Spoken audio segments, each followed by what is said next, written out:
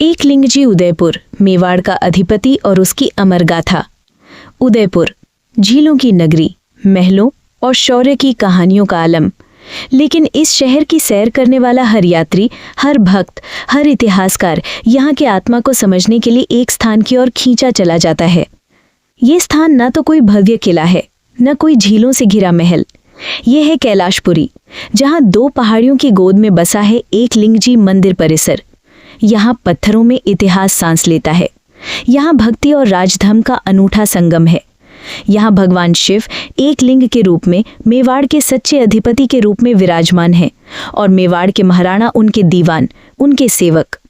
एकलिंगजी मंदिर केवल एक धार्मिक स्थल नहीं है, ये मेवाड़ की सांस्कृतिक, आध्यात्मिक और राजनैतिक पहचान का प्रतीक है। ये वो स्थान है जहाँ राजा और प्रजा दोनों ने अपने सिर झुकाए, जहाँ हर युद्ध से पहले आशीर्वाद लिया गया और जहाँ हर विजय के बाद कृतज्ञता अर्पित की गई। इस डॉक्यूमेंट्री में हम इस पवित्र परिसर की गहराई में जाएंगे। हम खोजेंगे इसके इतिहास को, इसकी वास्तुकला की भव्यता को और उस सांस्कृतिक प्रभाव को जिसने मेवाड़ को एक अनूठी पहचान दी। एकलिंगजी मंदिर का इतिहास मेवाड़ के इतिहास के साथ अटूट रूप से जुड़ा है।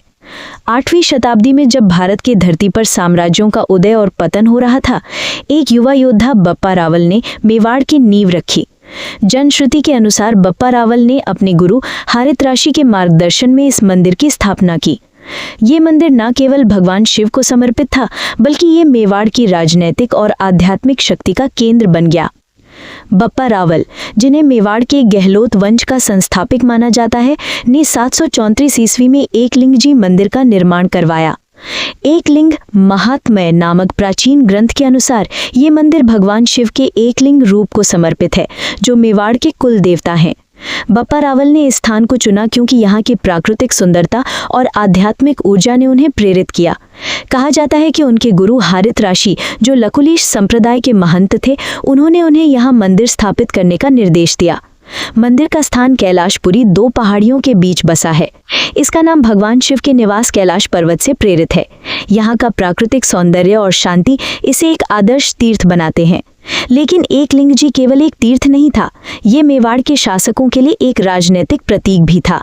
यहाँ के राजा स्वयं को दीवान कहते थे, जिसका अर्थ है भगवान एकलिंग के प्रतिनिधि। ये राजधर्म की अवधारणा थी, एक ऐसा विश्वास कि सच्चा शासक ईश्वर है और राजा उसका सेवक मात्र। महाराणा रायमल के शासनकाल में 15वीं शताब्दी में मंदिर को इसका वर्तमान स्वरूप दिया गया। राज प्रशस्ति, जो मंदिर के दक्षिणी द्वार पर एक ताके में स्थापित है, में 100 श्लोकों में महाराणा रायमल की उपलब्धियों का वर्णन है। इस शिलालेख के अनुसार रायमल ने काले संगमरमर से निर्मित एकलिंगजी की चतुर्मुखी मूर्ति की स्थापना की। ये मूर्ति न केवल एक धार्मिक प्रतीक है, बल्कि मेवाड़ की सांस्कृतिक और राजनीतिक एकता का प्रतीक है। एकलिंगजी की चतुर्मुखी मूर्ति मेवाड़ की आध्यात्मिक विचारधारा का प्रतीक है। इस मूर्ति के 4 चेहरे 4 दिशाओं और 4 देवताओं सूर्य, ब्रह्मा, विष्णु और रुद्र को दर्शाते हैं। ये यंत्र के रूप में जाना जाता है, जो परम वास्तविकता का प्रतीक है। मूर्ति की ऊंचाई लगभग 50 फीट है और इसे चांदी के नाग से सुशोभित किया गया है। ये मूर्ति मेवाड़ के शासकों के लिए एक आध्यात्मिक मार्गदर्शक थी, जो उन्हें उनके कर्तव्यों की याद दिलाती थी।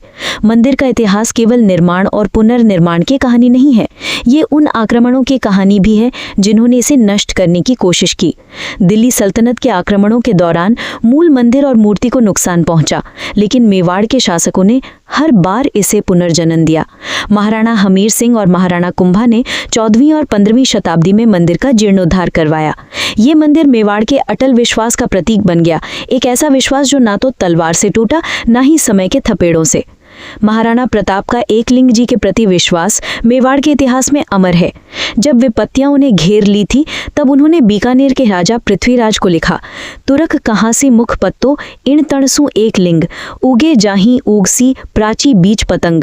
अर्थात प्रताप के जीवित रहते एकलिंग की सौगंध, अकबर मेरे मुंह से तुर्क ही कहलाएगा, सूर्य हमेशा पूर्व में उगेगा।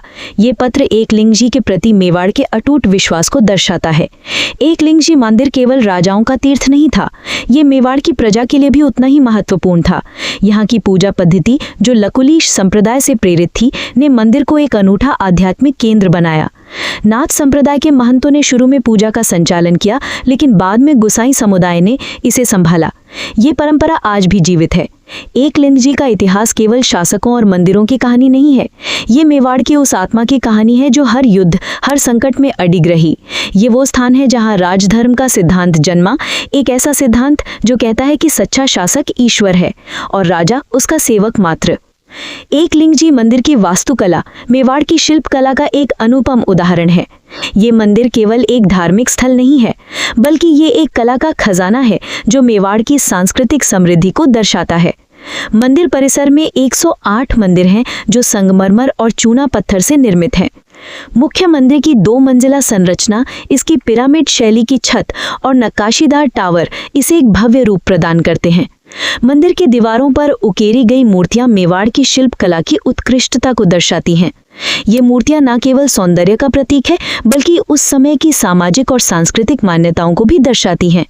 नृत्य करती नारियों, गणेश, कार्तिकेय और अन्य देवी देवताओं की मूर्तियां मंदिर के चांदी के दरवाजों पर भी उकेरी गई हैं। मुख्य मंदिर का गर्भगृह एकलिंग जी की चतुर्मुखी मूर्ति का निवास है। ये मूर्ति काले संगमरमर से बनी है और लगभग 50 फीट ऊंची है। इसके 4 चेहरों को 4 दिशाओं में स्थापित किया गया है। इस पूर्व में सूर्य, पश्चिम में ब्रह्मा, उत्तर में विष्णु और दक्षिण में रुद्र। ये मूर्ति एक यंत्र के रूप में जानी जाती है जो परम तथ्य का प्रतीक है। मंदिर के प्रवेश द्वार पर भगवान शिव के वाहन नंदी की भव्य पीतल की मूर्ति स्थापित है। इसके अलावा बप्पा रावल की मूर्ति भी यहाँ मौजूद है जो उनके भक्ति भाव को दर्शाती है। मंदिर की वास्तुकला में मेवाड़ शैली की विशेषताएं स्पष्ट हैं। ये मंदिर संगमरमर और चूना पत्थर से बनाया गया है जो उस समय की तकनीकी उन्नति को दर्शाता है। मंदिर की दीवारों पर उकेरी गई नक्काशी में पौराणिक कथाएं, नृत्य मुद्राएं और धार्मिक प्रतीक शामिल हैं। मंदिर का शिखर पिरामिड शैली में बना है जो मेवाड़ की वास्तुकला का एक विशिष्ट लक्षण है। ये शिखर न केवल सौंदर्यपूर्ण है, बल्कि ये मंदिर की आध्यात्मिक ऊर्जा को केंद्रित करने का भी प्रतीक है। मंदिर की संरचना में सममिति और संतुलन का विशेष ध्यान रखा गया है जो इसे एक स्थापत्य चमत्कार बनाता है। एकलिंग जी मंदिर मेवाड़ की सांस्कृतिक और आध्यात्मिक पहचान का केंद्र है। ये वो स्थान है जहां भक्ति, कला और राजधर्म का अनूठा संगम देखने को मिलता है। मेवाड़ के शासकों ने एकलिंग जी को अपने कुलदेवता के रूप में पूजा और इस मंदिर को अपनी शक्ति और प्रेरणा का स्रोत माना। मंदिर की पूजा पद्धति लकुलिश संप्रदाय से प्रेरित है।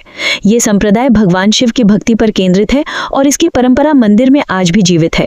मंदिर के गर्भगृह में प्रवेश केवल पुजारियों और मेवाड़ के महाराणा को ही अनुमति है। ये परंपरा मेवाड़ के राजधर्म को दर्शाती थी, जिसमें राजा स्वयं को भगवान का सेवक मानता था। एकलिंग जी मंदिर केवल राजाओं का तीर्थ नहीं था, ये मेवाड़ की प्रजा के लिए भी उतना ही महत्वपूर्ण था। यहाँ के त्योहार जैसे महाशिवरात्रि, प्रदोष और मकर संक्रांति भक्तों को एकजुट करते हैं। इन अवसरों पर मंदिर फूलों और रत्नों से सजाया जाता है और भक्ति का एक अनूठा माहौल बनता है। एकलिंग जी मंदिर ने मेवाड़ की संस्कृति को भी गहराई से प्रभावित किया। यहाँ की कला, संगीत और नृत्य में मंदिर की छाप स्पष्ट दिखाई देती है। मेवाड़ के लोकगीतों में एकलिंग जी की महिमा का वर्णन मिलता है और यहाँ के नृत्य जैसे गैर और गरबा मंदिर के उत्सवों का हिस्सा हैं। मंदिर के शिलालेख जैसे राज प्रशस्ति मेवाड़ के राजधर्म की कहानी कहते हैं। इनमें मेवाड़ के शासकों द्वारा एकलिंग जी को दी गई भेंट और उनके द्वारा किए गए प्रणों का उल्लेख है। ये शिलालेख न केवल ऐतिहासिक दस्तावेज हैं, बल्कि मेवाड़ की आध्यात्मिक और राजनैतिक विचारधारा के प्रतीक भी हैं। मेवाड़ के महाराणाओं ने एकलिंग जी को अपनी शक्ति का स्रोत माना। हर युद्ध से पहले वे यहाँ आशीर्वाद लेने आते थे। हर विजय के बाद वे यहाँ कृतज्ञता अर्पित करते थे। ये परंपरा मेवाड़ के राजधर्म को दर्शाती थी, एक ऐसा विश्वास कि सच्चा शासक ईश्वर के हाथों में है। एकलिंग जी मंदिर ने मेवाड़ की संस्कृति को एकजुट करने में महत्वपूर्ण भूमिका निभाई। ये वो स्थान है जहाँ राजा और प्रजा दोनों ने अपनी आस्था को साझा किया। ये वो स्थान है जहाँ मेवाड़ की पहचान, उसकी गौरवशाली परंपराएं और उसका अटल विश्वास जीवित है। राजधर्म मेवाड़ की शासन व्यवस्था का मूल सिद्धांत था। यह विश्वास कि सच्चा शासक भगवान एकलिंग है और राजा उसका दीवान मात्र मेवाड़ की राजनैतिक विचारधारा को परिभाषित करता था। यह सिद्धांत एकलिंग जी मंदिर के इर्द गिर्द केंद्रित था। मेवाड़ के हर महाराणा ने स्वयं को एकलिंग जी का सेवक माना। यह केवल एक धार्मिक विश्वास नहीं था, बल्कि एक राजनैतिक दर्शन भी था। राजा के सारे फैसले, चाहे वो युद्ध हो या शांति, एकलिंग जी के नाम पर लिए जाते थे। ये परंपरा मेवाड़ को अन्य राज्यों से अलग करती थी। मंदिर की पूजा पद्धति में भी राजधर्म की झलक मिलती है। केवल महाराणा और उनके द्वारा नियुक्त पुजारी ही गर्भगृह में प्रवेश कर सकते थे। ये परंपरा इस विश्वास को दर्शाती थी कि राजा का कर्तव्य भगवान की सेवा करना है। महाराणा प्रताप का एकलिंग जी के प्रति विश्वास इस सिद्धांत का सबसे बड़ा उदाहरण है। उनके पत्र और शिलालेख दर्शाते हैं कि उन्होंने एकलिंग जी को अपनी शक्ति और प्रेरणा का स्रोत माना।